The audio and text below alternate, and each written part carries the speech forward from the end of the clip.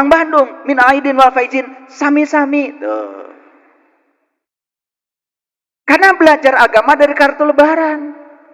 Karena di kartu lebaran ada tulisan Arab, minal aidin wal faizin, di bawahnya mohon maaf lahir dan batin. Dikiranya itu terjemahan dari minal aidin wal faizin. Udah berapa tahun Bapak Ibu lebaran? Gak ada yang berubah. Orang yang bilang minal aidin wal faizin, sama-sama.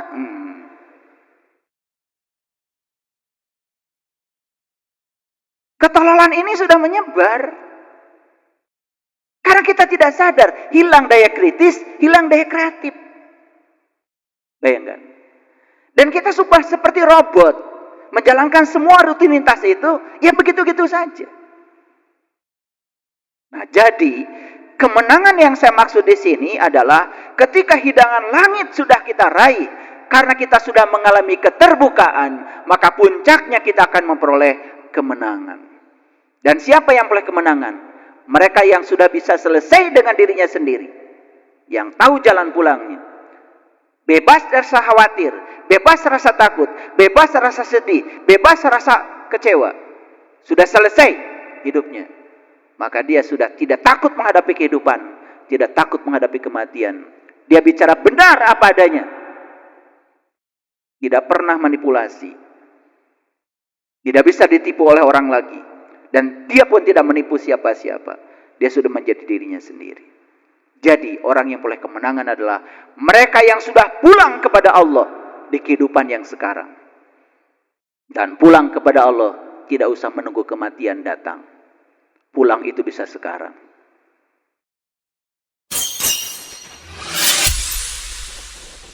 Sesungguhnya awal agama itu adalah makrifatullah, mengenal Allah.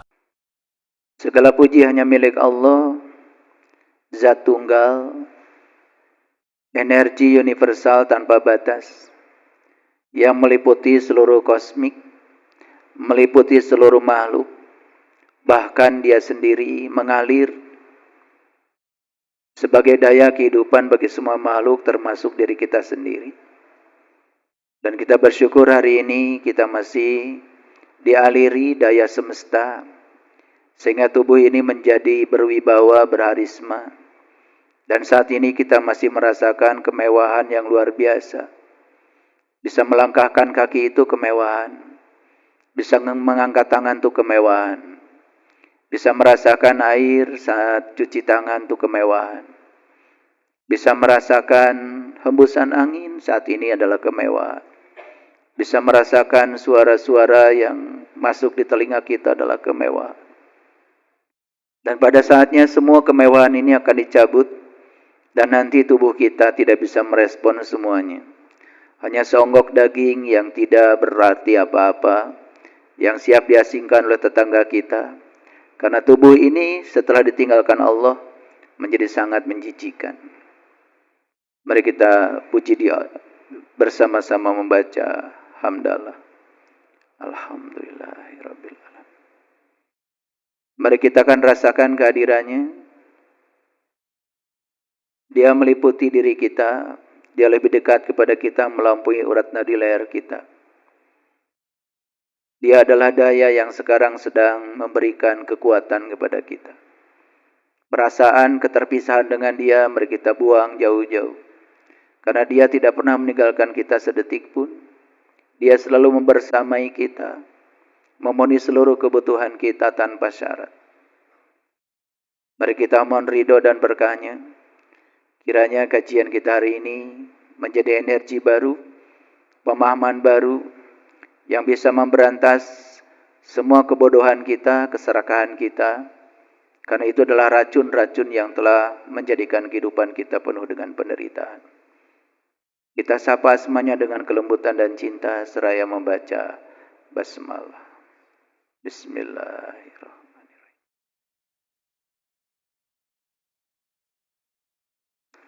Naluri manusia yang berkuasa biasanya ingin mempertahankan kekuasaannya. Apalagi ketika dia merasa kekuasaannya telah membuat dia berada di zona nyaman. maka hampir semua manusia yang berkuasa di semesta ini akan mempertahankan kekuasaannya dengan menciptakan suatu sistem. Dan sistem itu bisa saja sebuah konspirasi, di mana dengan sistem itu dia akan membungkam semua manusia lain yang dianggap menjadi penghalang untuk melanggengkan kekuasaan. Makanya ada yang namanya teori konspirasi. Yang gampang untuk terjebak teori konspirasi adalah orang-orang yang sudah kehilangan daya kritis berpikirnya, sudah kehilangan daya kreatif di dalam pola pikirnya. Manusia-manusia robot-robot biologis yang setiap hari sibuk menjalankan rutinitas yang dianggap kebenaran, padahal itu hanyalah kebohongan yang diulang-ulang oleh teori konspirasi, dan itu telah membungkam semua manusia. Sehingga tidak heran ya, berita-berita tentang orang-orang yang seolah-olah sudah menjalankan kebenaran, tetapi perilakunya jauh dari harapan masyarakat, bahkan melanggar norma-norma yang berlaku di masyarakat. Dan hari ini kita mendengar di tempat ini ada sejumlah santri yang kemudian dimakan oleh gurunya sendiri. Di tempat itu ada sekelompok santri yang dimakan oleh katanya ustadznya sendiri. Luar biasa ya. Bahkan ada berita bagus, seorang mahasiswi kemudian kesurupan dan ditolong oleh seseorang.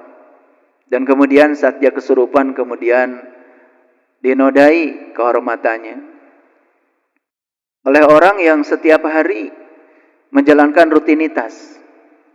Bahkan saking rutinnya, ya, keningnya saja sampai hitam. Saking rutinnya itu. Itu karena sujudnya cuma fisiknya saja. Tidak melibatkan jiwa, tidak melibatkan batin. Itulah manusia-manusia yang disebut dengan robot-robot biologis.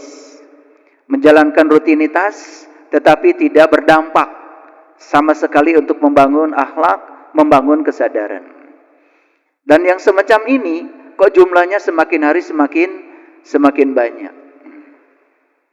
Inilah keberhasilan teori konspirasi yang telah membungkam setiap manusia menjadi bodoh, hilang daya kreatif, hilang daya kritis, sehingga menganggap apapun yang dilakukan dia seolah-olah kebenaran, padahal itu adalah ciptaan dari teori konspirasi itu.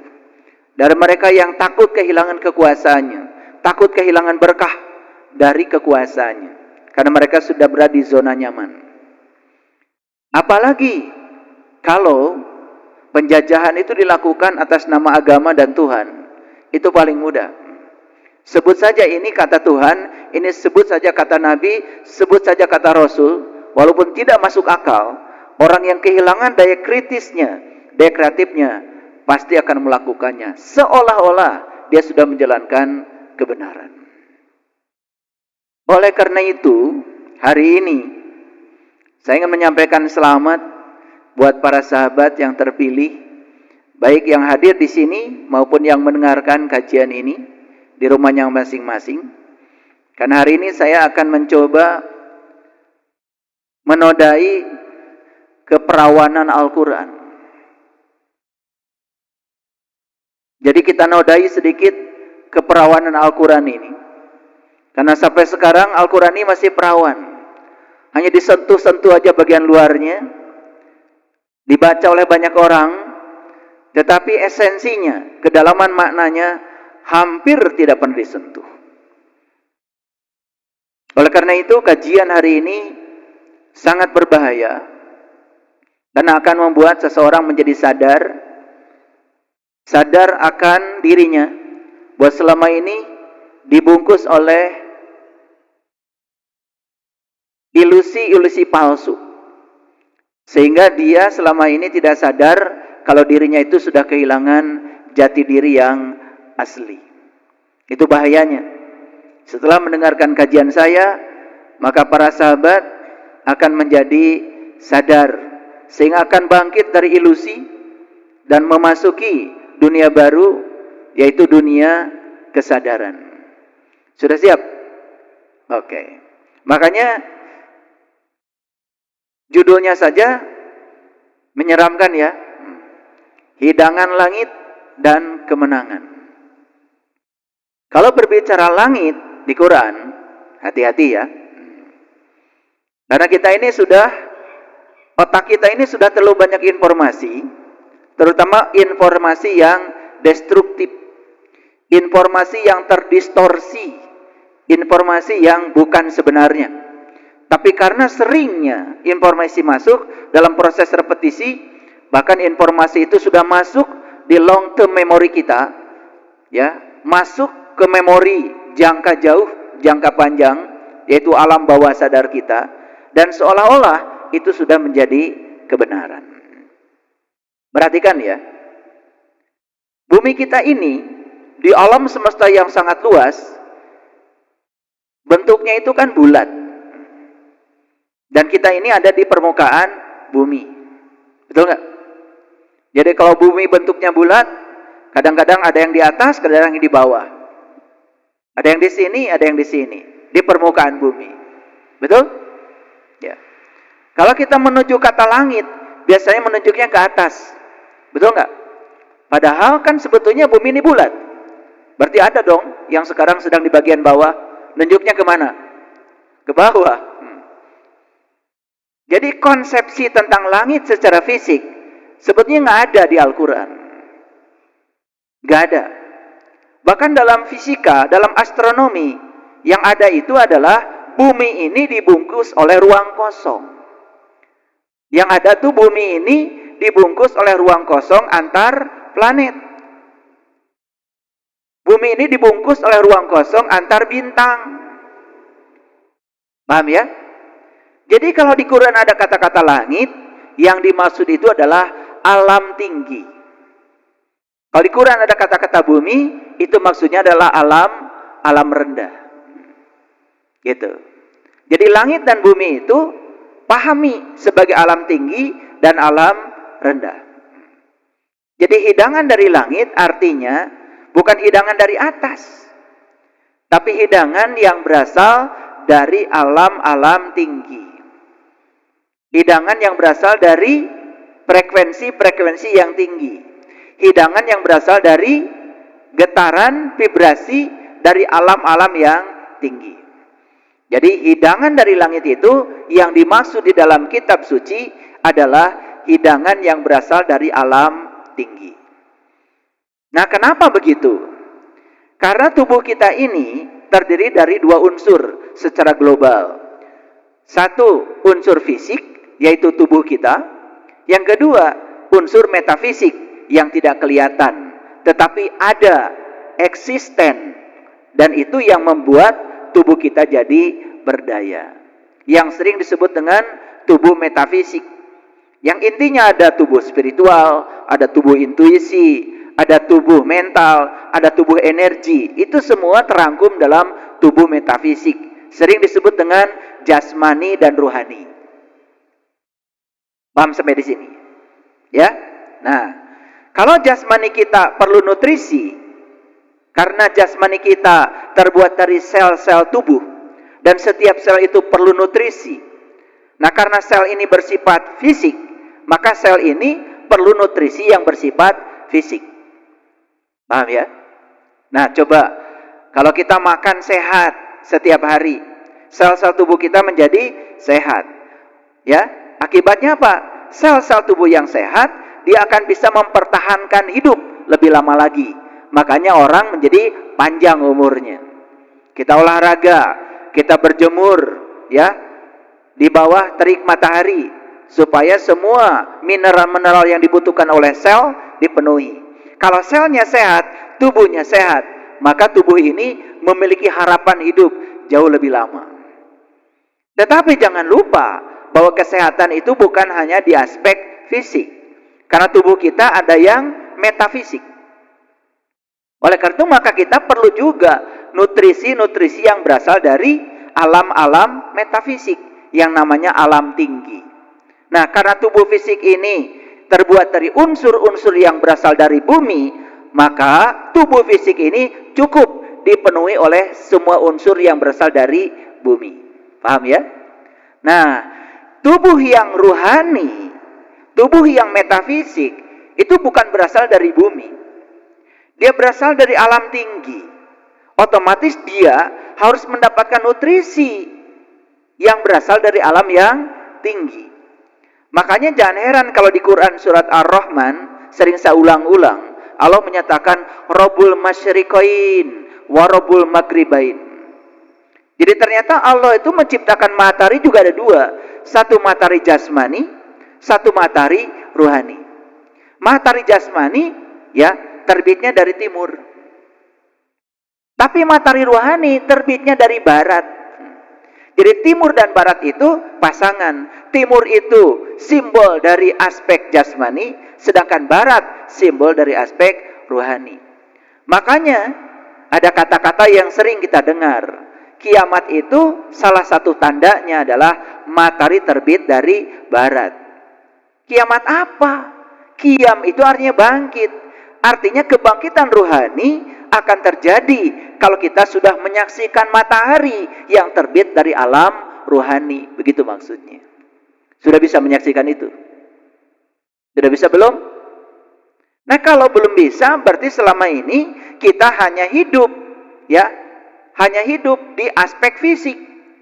Karena yang menghidupi kita pun hanya matahari fisik yang terbit dari timur. Yang matahari terbit dari baratnya, dari alam rohani, sama sekali belum menyentuh jiwa kita.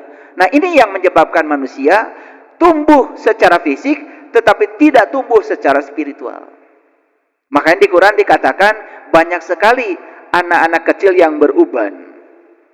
Anak kecil yang beruban itu gambaran dari manusia ya, yang tumbuh secara fisik sampai beruban, tetapi spiritualnya tidak tumbuh, ruhaninya tidak tumbuh, tidak mengalami kedewasaan spiritual. Kenapa? Karena dia hanya tumbuh di aspek fisik, tetapi dia tidak tumbuh di aspek spiritual. Intuisinya mati, ya, tubuh mentalnya amburadul, bahkan cakra-cakra energi dalam tubuhnya nyaris tidak mengalir. Akibatnya apa? Muncullah berbagai macam penyakit fisik. Ada yang penyakit di kepala, ada yang penyakit di dada, ada yang penyakit di perut, ada yang penyakit di kaki. Jadi seluruh organ tubuh ini nyaris tak berdaya. Karena apa?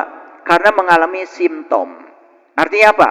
Artinya tubuh fisik ini sudah tidak kuat lagi menahan betapa robohnya tubuh-tubuh yang bersifat metafisik. Paham ya? Pelan-pelan ya. Ini masih 5 km per jam. Ya. Jadi ngerti ya hidangan dari langit yang saya maksud? Ya. Nah, pertanyaan sebelum saya lanjutkan. Kita butuh nggak hidangan dari langit? Butuh. Ya. Jadi yang berasal dari bumi itu yang mana? Itu tubuh fisik. Sering saya ulang-ulang di kajian saya. Orang tua kita makan nasi dari bumi. Makan kacang panjang dari bumi. Makan jagung dari bumi. Makan jengkol dari bumi. Makan petai dari bumi. Makan sayur-sayuran dari bumi. Makan daging dari rumput. Rumput dari bumi. Apa yang tidak dari bumi? Semua makanan-makanan itu dimakan. Lalu jadi saripati. Saripati di orang tua yang laki-laki disebut sperma. Saripati di orang tua yang perempuan disebut sel telur. Disemaikan oleh Allah cinta kasih kepada mereka berdua. Mereka berpelukan. Gara-gara berpelukan, ketemu tuh sperma dengan sel telur di rahim ibu. Karena pertemuan itulah kemudian terjadi tubuh fisik. Gitu.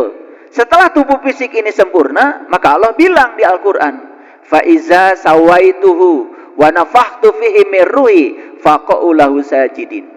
Ketika sudah sempurna tubuh fisikmu, aku tiupkan ruhku. Jadi sebetulnya dalam diri kita itu ada dua unsur.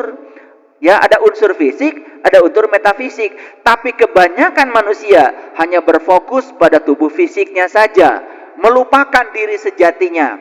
Sehingga nyaris tubuh yang metafisik ini tidak pernah diurus. Maka muncullah ayat Quran yang mengatakan, "Ara'aital ladzi yukadzibu biddin, fazalikal ladzi yad'ul yatim." Celakalah mereka para pendusta agama, karena mereka itu mentelantarkan yatim. Siapa yatim? Yatim itu yang tak beribu, yang tak berbapak. Kalau tubuh fisik kita ada ibunya, ada bapaknya. Karena tubuh fisik kita mewarisi warisan fisik dari ibu, warisan fisik dari bapak. Iya. Makanya ibunya kurang mancung, anaknya juga pesek. Betul nggak? Bapaknya mancung, anaknya juga mancung. Betul nggak? Jadi secara fisik memang kita mewarisi ya warisan secara fisik. Gitu. Paham ya? Nah, tapi kita lupa bahwa sebetulnya ada diri yang sejati kita yang bukan berasal dari bumi. Itu berasal dari Allah. Dikatakan di Quran, "Inna lillah wa inna ilaihi rajiun." Yang berasal dari Allah itu adalah tubuh rohani kita. Makanya tubuh rohani kita ini setelah selesai menunaikan tugas di tubuh fisik harus tahu jalan pulangnya. Nah, bagaimana tahu jalan pulang kalau dari sekarang dia tidak tahu nutrisi buat dirinya sendiri? Makanya pendusta agama itu mereka yang mentelantarkan tubuh rohaninya. Mereka yang mentelantarkan si yatim yang ada dalam dirinya. Karena yang rohani itu tidak dilahirkan, ditiupkan di Quran juga. Jadi yang rohani tidak ada ibunya, tidak ada bapaknya. Jadi yang disebut dengan yatim itu hakikatnya adalah tubuh rohani kita. Nah, kalau kita mentelantarkan tubuh rohani kita, itulah pendusta agama. Jadi kalau kita sholat cuma fisik aja, pendusta agama. Kalau kita haji umroh cuma fisik aja, pendusta agama. Kalau kita zakat, puasa hanya fisik saja, pendusta agama. Kalau rukun Islam itu yang 5 hanya dijalankan fisiknya saja, pendusta agama. Karena kita melantarkan yatim yang ada dalam diri kita. Paham? Paham? Nah, naik kelas sedikit dong pemahamannya. Jangan gitu-gitu aja. Dan kalian ini kan sombong. Kalau sudah nyumbang ke panti asuhan dan menganggap yang disebut dengan yatim itu mereka yang tinggal di panti asuhan. Silahkan teliti oleh Bapak Ibu. Ada nggak anak di panti asuhan yang lahir ke dunia? Nggak ada ibunya, nggak ada bapaknya. Ada nggak yang tiba-tiba datang ke dunia? Nggak ada. Semua ada ibunya, semua ada bapaknya. Cuman ibu bapaknya tidak tanggung jawab kan gitu aja. Atau ibu bapaknya sudah meninggal. Coba saya mau tanya sama Bapak Ibu. Saya ini ibunya udah meninggal. Ayahnya sudah meninggal. Kasihan gak sama saya? Yatim gak saya? Hah? Sumbang dong. Karena selama ini semua didangkalkan. Ya makanya saya tadi di pembukaan, hati-hati dengan teori konspirasi. Apalagi konspirasi ini berbau agama. Dogma, doktrin yang dibuat oleh kelompok kekuasaan tertentu di dunia ini yang ingin melanggengkan kekuasaannya. Karena dia mendapatkan banyak keuntungan dari teori itu.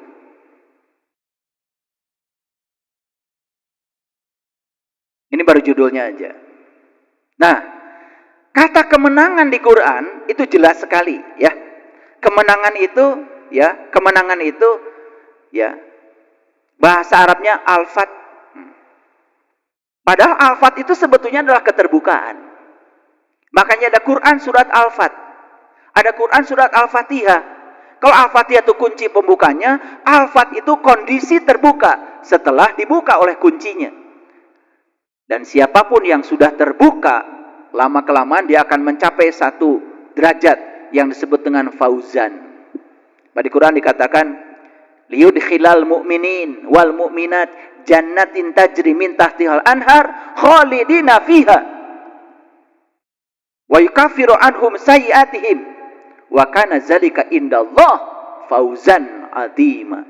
Itu Quran surat apa? Surat apa itu? Itu surat Al-Fat. Makanya kalau orang yang sudah terbuka, terbuka segalanya. Terbuka pada pandangan orang, terbuka pada ilmu baru, terbuka pada pikiran-pikiran baru, tidak menutup diri, maka dia pasti akan memperoleh kemenangan karena keterbukaannya. Makanya kata faizin, itu kan sering diucapkan ketika Idul Fitri. Makanya Idul Fitri ucapannya minal aidin wal faizin. Itu doa. Doanya apa? Semoga Anda termasuk orang yang kembali, faizin, dan memperoleh kemenangan. Harusnya ketika orang mengucapkan minal aidin wal faizin, ucapannya amin. Orang Bandung minal aidin wal faizin sami-sami.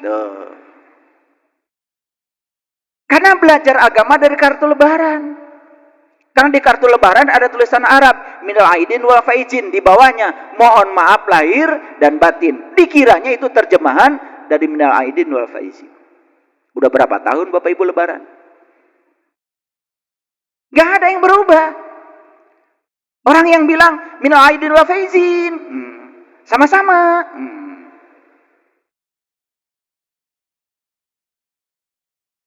Ketololan ini sudah menyebar.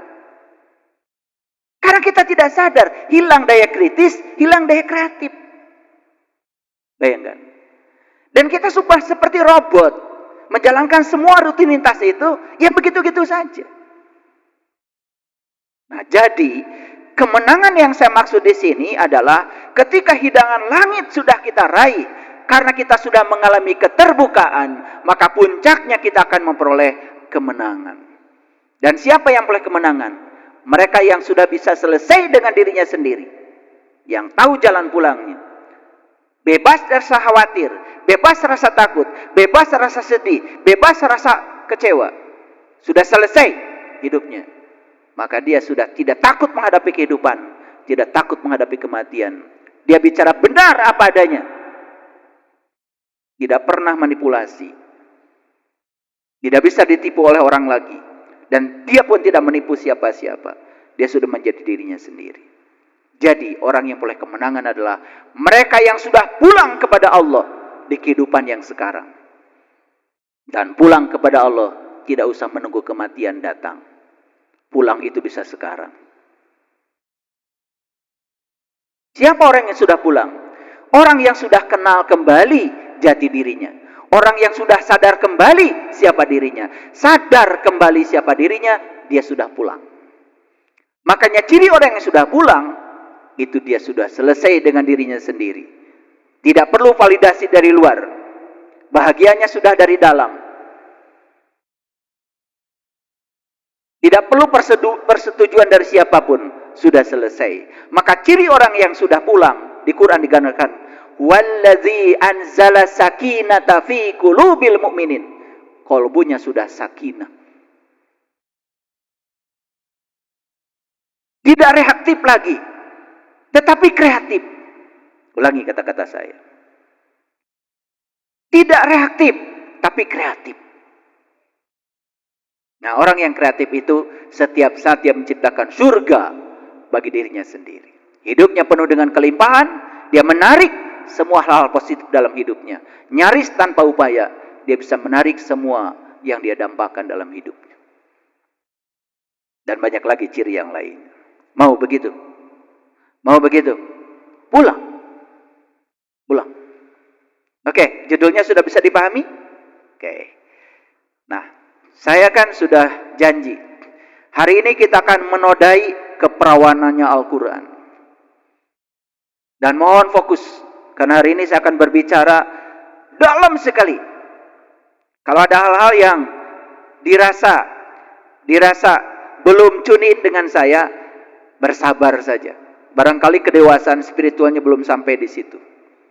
Makanya buat para sahabat yang tidak siap mendengarkan kajian ini, gak usah, skip aja YouTube saya. Yang belum dewasa mendengarkan kajian ini, lewat saja. Ini kajian buat orang yang berpikir. Yang ngeyel tidak berpikir, udah lebih bagus, jangan tambah karma buruk lah, ya.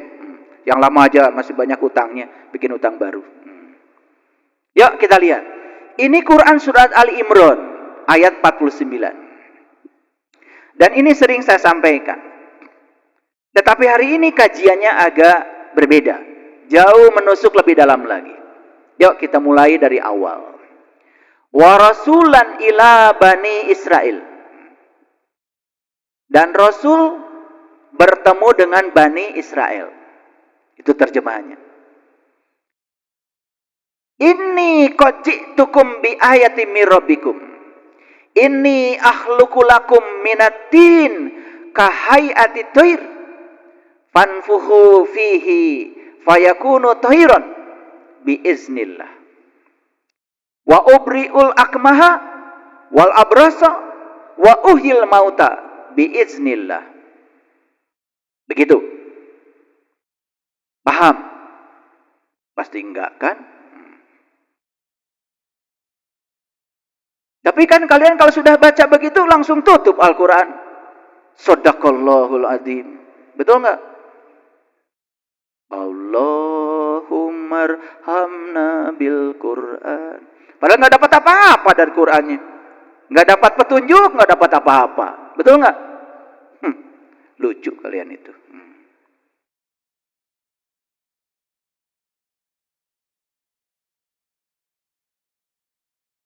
Jadi terjemahannya dan Rasul bertemu Bani Israel. Perhatikan saya. Rasul bertemu Bani Israel. Apa maksudnya? Siapa Rasul? Ada Nabi, ada Rasul. Nabi itu orang yang dapat ilmu hanya untuk dirinya sendiri. Itu Nabi. Rasul orang yang dapat ilmu untuk dirinya dan diberi izin bicara untuk menyampaikan pada orang lain. Itu Rasul. Rasul itu adalah pembawa risalah. Rasul itu bahasa Arab. Bahasa Indonesia adalah utusan. Nah ini jarang diterjemahkan. Coba sekarang kata Rasul diterjemahkan. Utusan. Rasulullah artinya utusan Allah. Gitu? Siapa utusan? Ya siapa saja. Allah bisa mengutus siapa saja kok. Betul nggak? Tapi ada cirinya Rasul itu. Nah, cirinya kata Quran nih, bukan kata saya. Yang pertama, ciri Rasul itu bisa menyembuhkan orang buta sejak dari lahirnya. Awas ya. Rasul itu tidak pernah sekolah kedokteran. Rasul bukan dokter mata. Jadi buta yang di sini tidak ada kaitannya dengan kebutaan mata lahir. Kan Rasul itu diutus pembawa risalah untuk menyampaikan berita gembira tentang urusan-urusan spiritual, urusan rohani, bukan urusan rumah sakit. Paham ya? Jadi kebutaan di sini jelas bukan kebutaan mata yang ini. Tetapi kebutaan mata rohani kita. Sehingga kita tidak mendapatkan hidangan dari langit. Karena mata kita masih tertutup. Oke? Paham ya? Apa ciri yang pertama? Rasul itu ciri yang pertama, mampu menyembuhkan orang buta sejak dari lahirnya. Saya ingin menyampaikan data sains. Ternyata manusia itu mulai buta, mata kalbunya kepada Tuhan, itu di hari ke-8 dari kelahirannya. Hari pertama masih ingat, hari kedua masih ingat, hari ke-8 lupa pada penciptanya. Coba udah hari keberapa? Udah hari keberapa? Betul nggak? Makanya kalian ketika sholat Allahu Akbar kan ngacapruk. Jalan-jalan.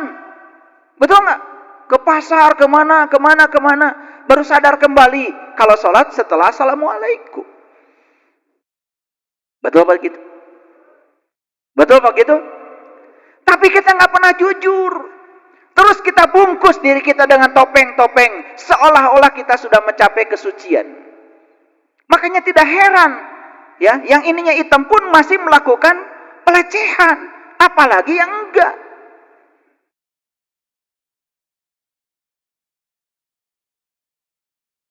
Pulang umroh pun korupsi. 60 miliar. Padahal baru pulang.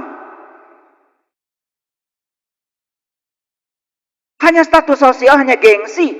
kalau pernah ke sana. Hanya status sosial bahwa saya pernah berfoto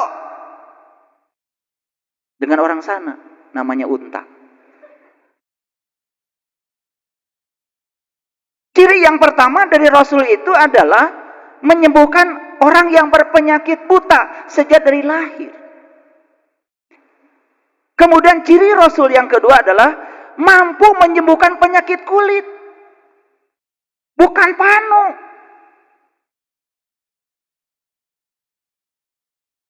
Bukan eksim. Bukan gatal-gatal. Masa Rasul ditugasi ngurusi yang begitu? Penyakit kulit itu penyakit luar. Orang ngerti sesuatu cuma kulitnya aja, dangkal, gak tahu dalamnya.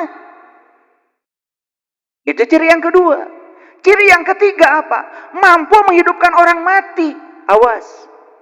Masa Rasul itu taat sama Allah, orang yang sudah mati dihidupin lagi? Kan selama ini begitu pemahaman kita. Bukan itu. Orang yang mati kesadarannya, orang yang sudah mati sejati dirinya, orang yang sudah melupakan jati dirinya, itu orang mati. Dan mereka harus dibangkitkan dari kematiannya. Nah, dibangkitkan dari kematian, itulah kiamat. Makanya kiamat digambarkan, diawali dengan hancurnya alam semesta. Itu simbolik. Makanya kalian kalau mengalami kiamat, pasti hancur dulu. Rumah tangga berantakan dulu, baru bangkit. Kan begitu. Betul nggak? Usahanya hancur dulu, baru sadar. Kan begitu.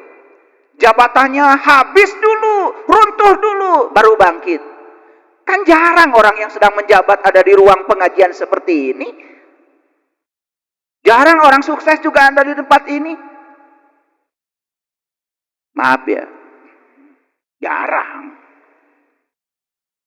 Yang ada di tempat kayak gini tuh orang-orang yang sedang mengalami kegagalan, penyakit, ya, banyak masalah, jabatan gak punya lagi, pensiun, baru nyampe sini.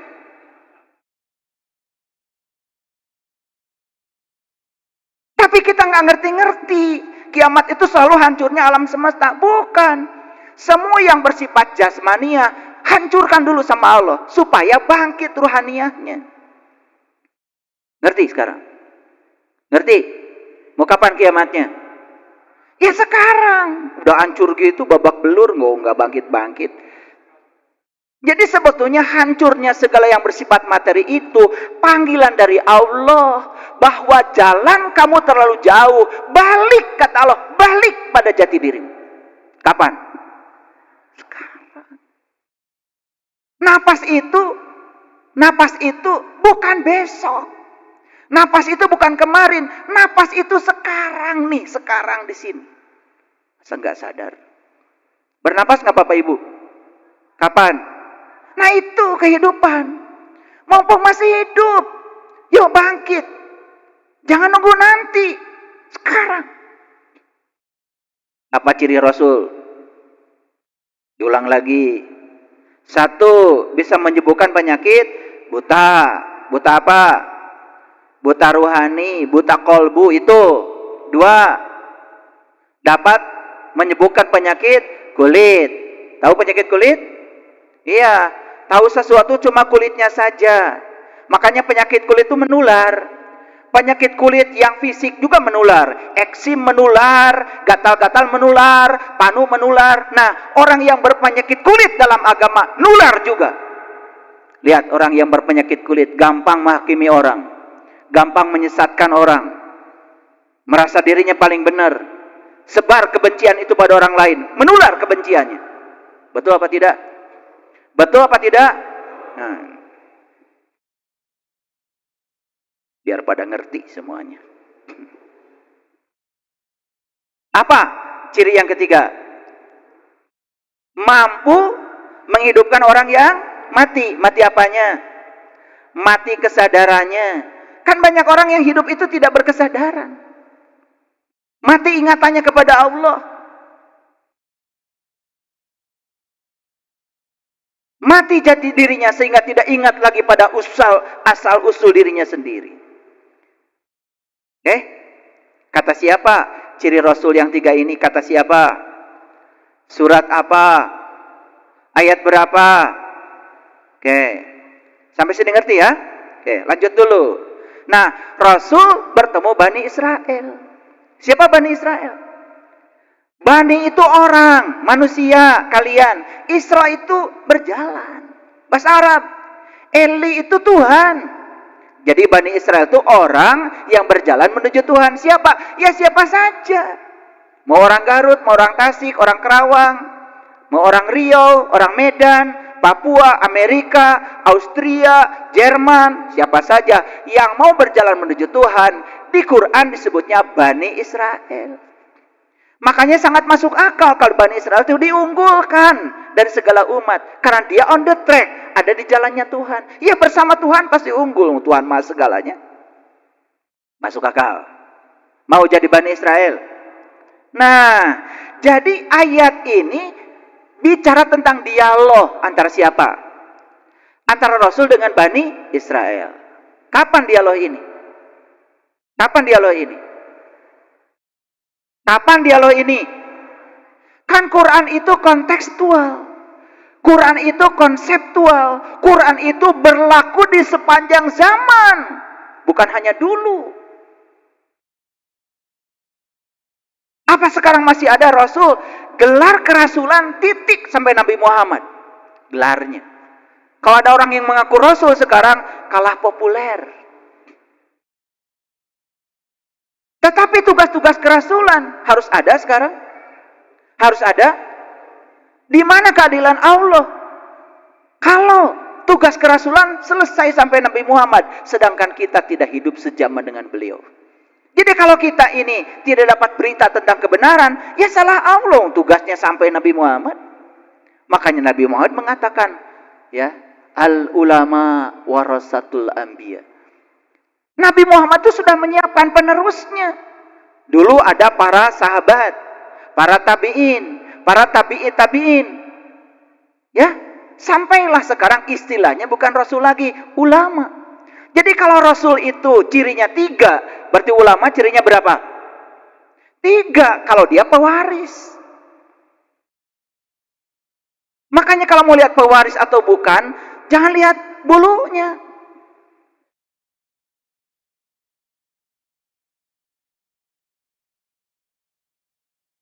Ya saya nggak punya bulu. Ya karena memang orang tua saya, ibu saya nggak berbulu. Ya kayak gini hasilnya. Saya udah pakai muncang, pakai apa? Nggak keluar, Bu. Jadi masa saya harus paksa-paksa gitu?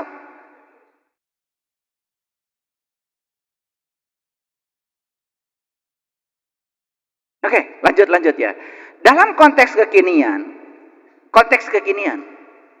ya. Jadi yang disebut dengan Rasul bertemu Bani Israel itu dalam konteks kekinian adalah ulama yang mewarisi 3 ilmu ini. Bertemulah dengan para pencari kebenaran yang sedang bingung dalam perjalanan hidupnya. Siapa itu? Nah, gitu. Kan kontekstual. Paham sampai sini? Oke. Nah, lanjut kata-katanya. Sesungguhnya aku, kata Rasul dulu. Kalau sekarang kata ulama yang mewarisi, bukan yang ngaku-ngaku. Bapak Ibu, kalau cuman pakai dandan segala dipakai, aduh 150.000. Silakan gak percaya ke Tanah Abang. Udah dapat ini, dapat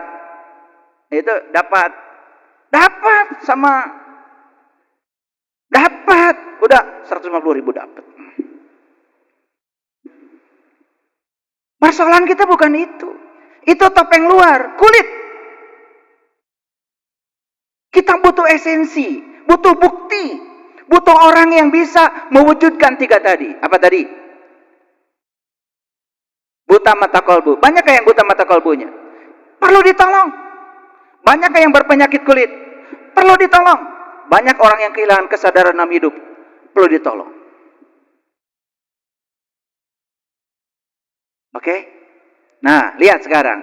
Sesungguhnya aku, kata Rasul, dulu kepada Bani Israel. Konteks kekinian adalah orang yang diutus oleh Allah untuk membawa risalah.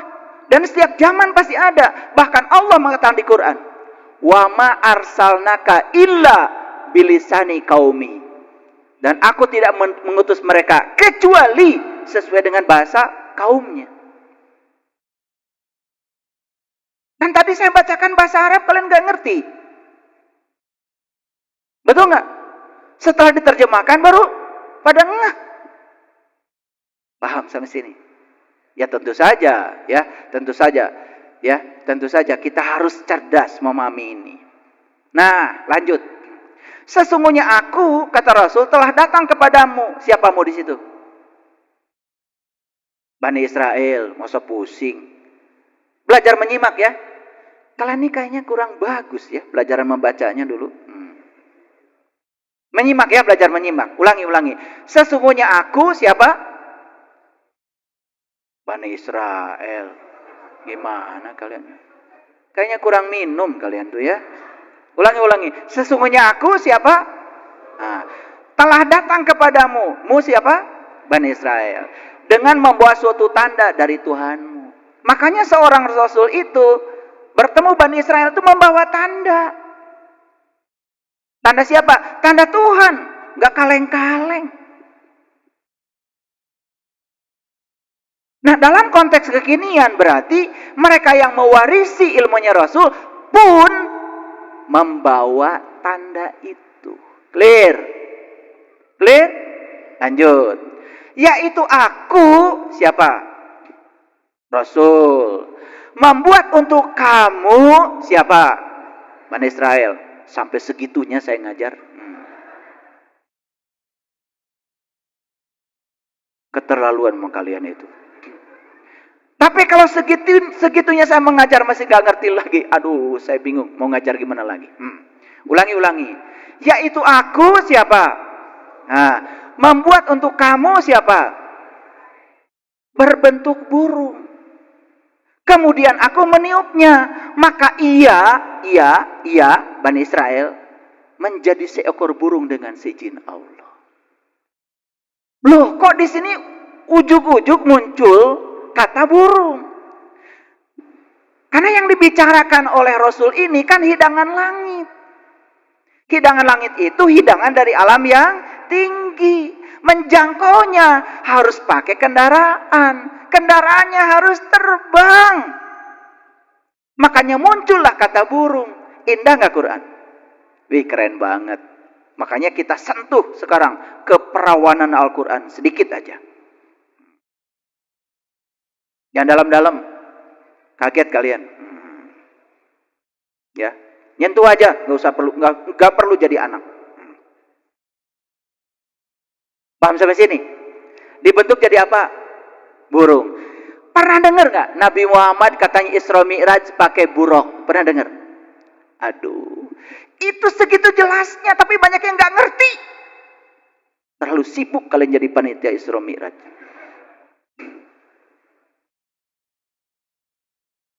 Karena tidak pernah yang cari esensi. Pokoknya kalau sudah peringatan, rame-rame bikin panggung, ngalangin jalan, ganggu orang, nyanyi-nyanyilah sedikit bahasa Arab.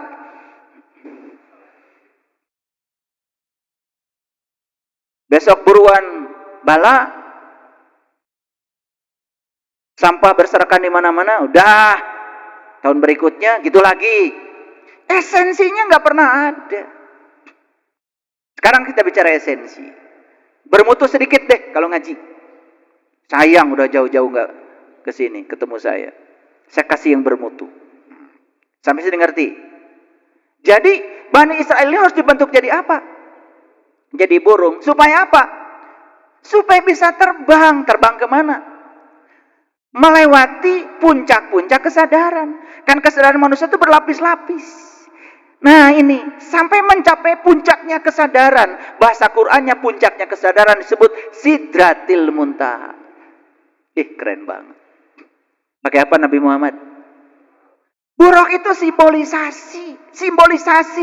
Bukan kendaraan yang sebenarnya seperti yang digambarkan di dalam lukisan-lukisan. Itu simbol. Paham? Disitulah perlunya kita bertemu dengan Rasul.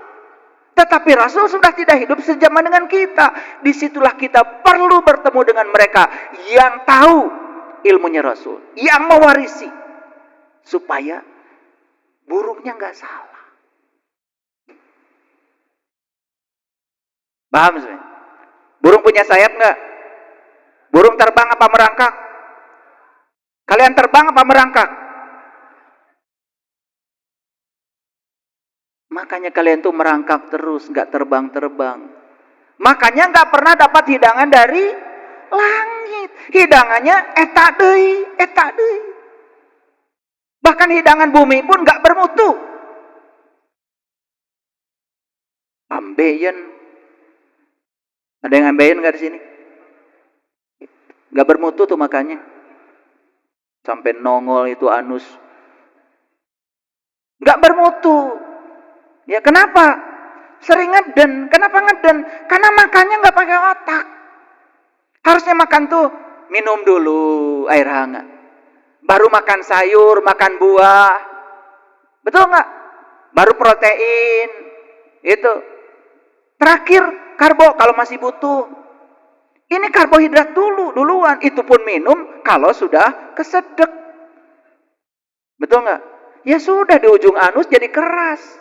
Ngeden, nongol dengan anusnya. Tuh, udah gitu takdir katanya. Kalian tuh memang luar biasa ya. Sedikit-sedikit takdir, sedikit-sedikit Allah harus menanggung risiko dari perbuatan kamu sendiri. Gak ada rasa malunya. Paham sampai sini? Yuk kita lihat. Jadi ngerti ayat ini. Harus dibentuk jadi apa? Burung. Berarti kita harus apa? Ini bahasa simbol. Oh berarti saya mulai sekarang harus terbang. Jangan merangkak terus. Makanya di Quran dikatakan, tidakkah kamu mencoba jalan mendaki? Coba kalau saya tanya kalian. Mendaki ke atas atau ke bawah?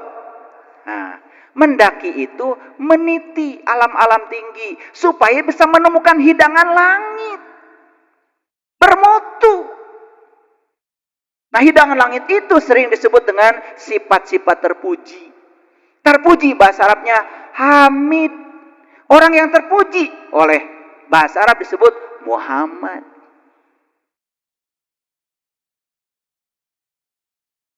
Jadi learning to be. Bukan cerita Muhammad kita itu. Harus menjadi Muhammad. Mewarisi sifat-sifat yang terpuji itu. Sifat yang terpuji adalah sifat-sifatnya Allah. Ih, keren banget. Ngerti ayat ini sekarang? Ngerti? Oke, lanjutkan. Nah, aku kabarkan kepadamu apa yang kamu makan dan apa kamu simpan di rumahmu. Setelah ini kita jadi tahu apa yang harus kita makan, apa yang harus kita simpan di rumahmu. Rumah apa? Rumah fisik atau rumah spiritual? Ini cerita spiritual, cerita hidangan langit, bukan cerita fisik. Maaf Bapak Ibu, sekarang di rumahmu kosong melompong, gak ada makanan. Akibatnya apa? Si jiwa ini menjerit. Harta banyak, duit banyak, tapi hidup merasa hampa. Jabatan tinggi sudah dicapai, apapun yang kita mau secara fisik sudah dicapai, tapi hampa. Tidur saja harus pakai obat tidur. Banyak yang kayak gitu? Banyak apa banyak sekali? Saya kaget setelah saya membuka sesi konsultasi pribadi. Ternyata yang kayak gini banyak. Kalau orang Jawa Timur bilangnya banyak. Sampai sini ngerti? Oke. Lanjut. Lihat saya semuanya. Ini Quran surat Al-Imran ayat 101. Wa kaifa takfuruna wa antum tutla alaikum ayatullah wa fikum rasuluhu wa may ya'tasim billahi faqad hudiya ila syirati mustaqim. Bagaimana kamu menjadi tertutup? Menjadi tertutup ngerti? Ulangi. Wa kaifa takfuruna. Bagaimana kamu menjadi tertutup? Siapa kamu? Ya kamu. Mau siapa lagi? Bukan aku. Kamu. Bagaimana kamu menjadi tertutup? Menjadi tertutup berarti pernah terbuka? Ulangi. Ini kalimat indah. Bagaimana kamu menjadi tertutup? Berarti pernah terbuka? Lihat saya semuanya. Semua kita itu pernah terbuka. Maka ditanya sama Allah, alastu birabbikum? Qalu bala syahidna. Ketika ditanya apakah aku ini Tuhanmu? Yes, engkau adalah Tuhanku. Kita ini pernah terbuka. Maka Allah bilang, bagaimana kamu menjadi tertutup?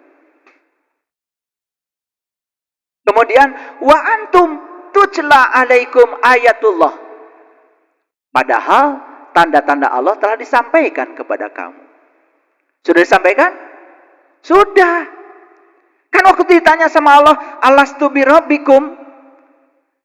Itu Allah sudah menunjukkan tanda-tandanya kepada kita. Tapi kita melupakan semua tanda itu. Betul? Nah, kalau Bapak Ibu lupa sampai mati, tidak ditebus lagi, maka kita mati dalam keadaan punya utang. Utang yang paling besar manusia adalah tidak tahu jati dirinya. Pelan-pelan ya ngajinya, supaya jelas. Ya, perlu bahasa Arabnya aja atau Indonesianya? Tuh kan perlu Indonesia. Saya pikir pakai bahasa Arab udah ngerti. Ya, lanjut ya. Bagaimana kamu menjadi tertutup padahal tanda-tanda Allah telah disampaikan kepadamu? Clear? Oke. Untuk siapa ayat ini? Untuk kalian. Jangan buat orang lain ngaji itu. Buat saya gitu. Ya. Nah, dan utusannya pun berada di tengah-tengah kamu.